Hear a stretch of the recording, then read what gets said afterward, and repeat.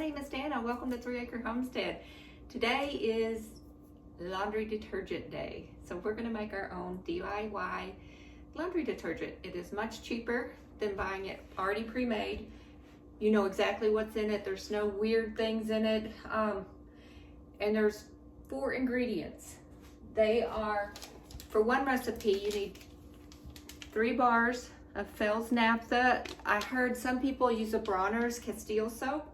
I've had fantastic luck with this. And then a box. This is 65 ounces of borax. This is one of the most controversial ingredients in the recipe because it's actually banned in some countries, but I can't remember which ones. Then we're going to I use Arm & Hammer laundry booster. And you only need a very small amount. So we also use a box of OxyClean, 3 pounds. And in the OxyClean comes this scoop here. You do not fill that up. Maybe halfway would you use this blend of soap.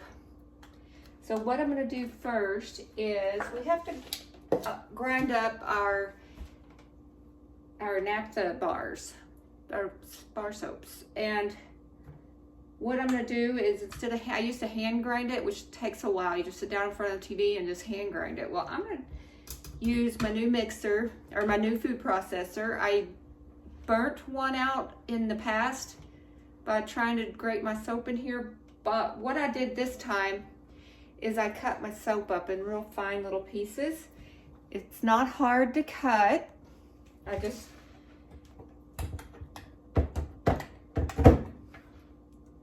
And just cutting it's making it break up a little bit.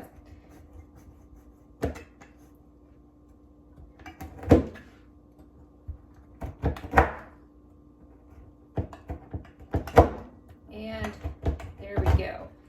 So now let's grind it up and just fingers crossed that I don't ruin my new food processor. I love this thing. So what I'm going to do first is just fill it with the soap chunks. Let's see how it behaves. I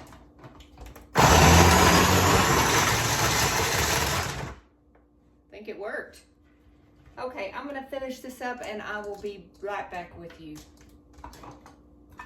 Okay, that worked great. No pressure on this food processor, so that's another thumbs up for this kitchen made food processor. Now in the floor I have a 5-gallon bucket with a big trash bag in it. Let me bring you down. Right there. And first ingredient I'll put in there is this Arm & Hammer because it's clumpy.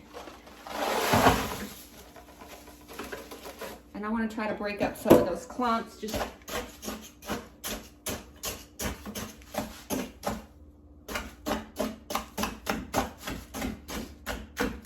I've had these ingredients for a while. That's why this one got kind of...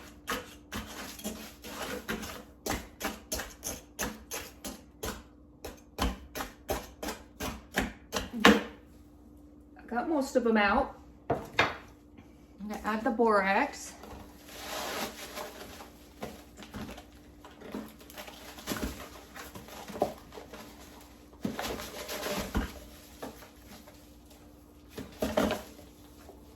Too is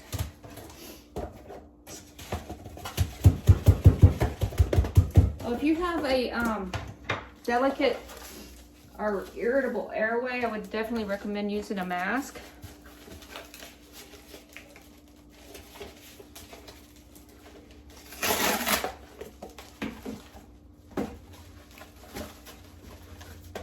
I do have a HE front loader washing machine, and this works great in there.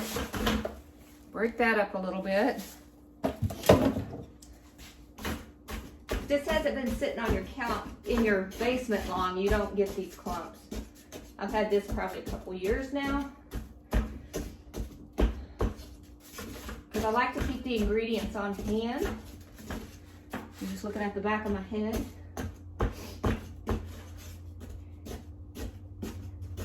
Because I'm going to make a double batch. That way I don't have to make it again for a while. I am going to make the batches separately though, because I'd like to get a better mix on it. I'm afraid if I overload, it'll be too hard to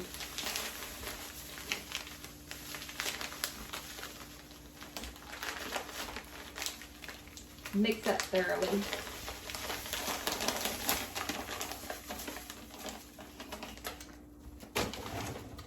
And in goes our naphtha and our soap powder. If you like scented laundry products, you could add those scent beads that you can buy. I don't care for the scents. This smells plenty good, just like this is. And then you just give it a good stir. And it probably took me longer to open those boxes and probably get these clumps out than it does to put this together.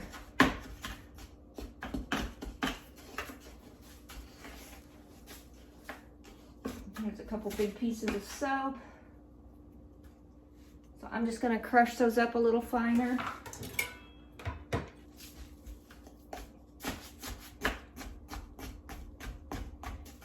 And that is soap.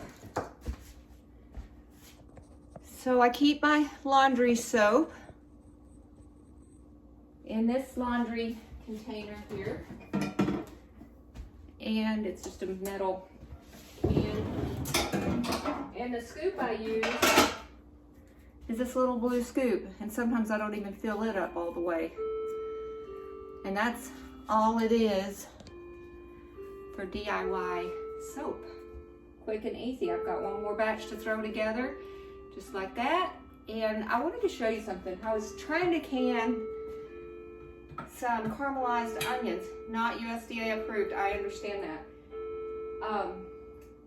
But when I was canning it, I had dropped my pressure gauge on the floor. So this time when I started to start canning, it was making it just didn't sound right. I use a lot of sound in how this thing is functioning and behaving when the pressure's up or if it's getting too much pressure. But a lot of steam was coming out of this little black pressure release. So I guess that pops if you get too high of pressure. A lot of steam was coming out of there. It didn't pop out, and the gauge was at 0. It didn't even go up a little bit. So I'm questioning that gauge. I'm gonna order a new one because I just don't trust it. And canning is, I enjoy it, but it's also, you gotta pay attention to what you're doing. So the cans of caramelized onions are out in the garage on a cookie sheet, waiting for the canner to get repaired. And that's one of the nice things of living in Michigan in the wintertime. Your garage functions as a outdoor refrigerator, so long as you've got containers where mice, because we're 3 acres, so there are mice out here that you can trust that they can't get to your products. So, okay, well, thank you for coming with me today, helping me make this soap, and we will see you next time. Oh, and one other thing though on this soap, my grandkids have a little bit of, excuse me, have a little bit of eczema here and there. They have flare-ups. And when they come to visit, I use this soap on their clothes and they don't have a reaction at all to it. So it's not too rough on your skin. Doesn't dry it out, nothing. So I really like it. I recommend it. Thank you for watching. Thank you if you've watched all the way through. I do appreciate that. And we will see you next time. Bye.